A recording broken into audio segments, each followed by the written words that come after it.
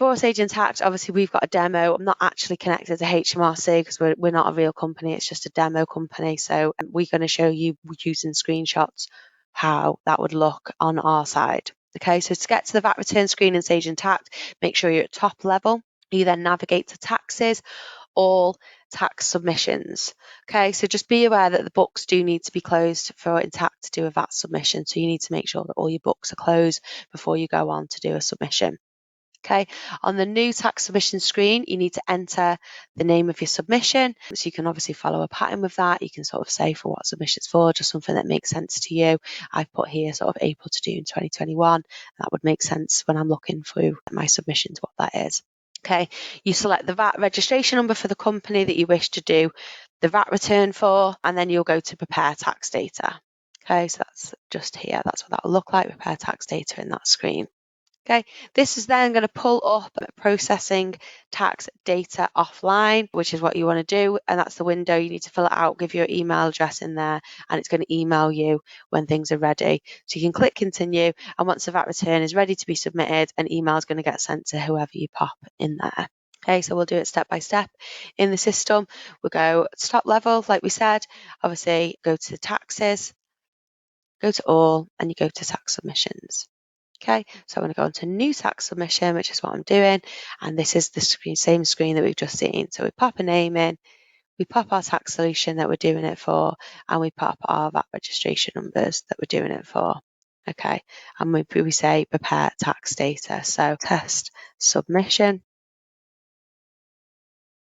I'll go prepare tax data. And I'm going to pop my own email address in there and press continue. Okay. Next step then, we're going to go to step 2, and that is creating your tax return. So you're going to enter the credentials of your tax return. You're going to select open obligation period and create tax return. And this is what it's going to look like. All late transactions are able to be sort of covered. You can see from the screenshot here. So once the tax data has been prepared, an email is going to get sent to the user that you pop the email address in for. Sage Intacct is going to tell you what is eligible for VAT and what isn't based on what we've set up in the prior steps.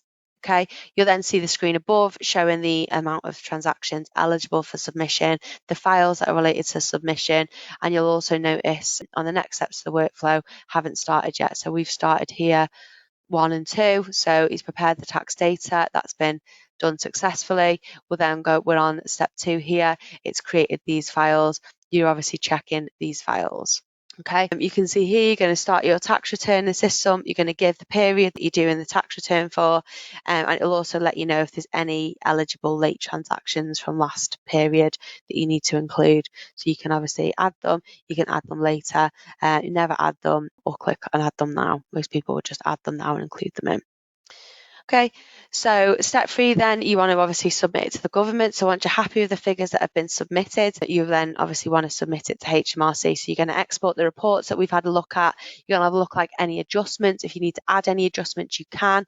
So add any of those in. So you can obviously click edit. So say, for example, you add adjustments from the period before or something that you didn't include that you needed to add. You can edit those figures that Sage is submitting for you and include the figures that you want, and then you're literally just going to submit it to HMRC. Okay, so the step 4 then, you've got the manual adjustments. So you can, like I say, edit the adjustment, put a manual adjustment in for a journal entry, a VAT liability journal entry, and you can just update your submission overview. So that's the final part of the process. It's going to do any adjustments for the period. It's marked out like it's shown on the screenshot here. It's going to be documented on your return. So if any auditor or anyone like that is anyone from HMRC is going to stumble across your VAT return, they're going to be able to see both adjustment figures very clearly marked out, the description of the workings, any of the reasoning behind the workings. So you are able to sort of identify it. It's going to make it happy with auditors, happy with HMRC, like I say, all fully compliant.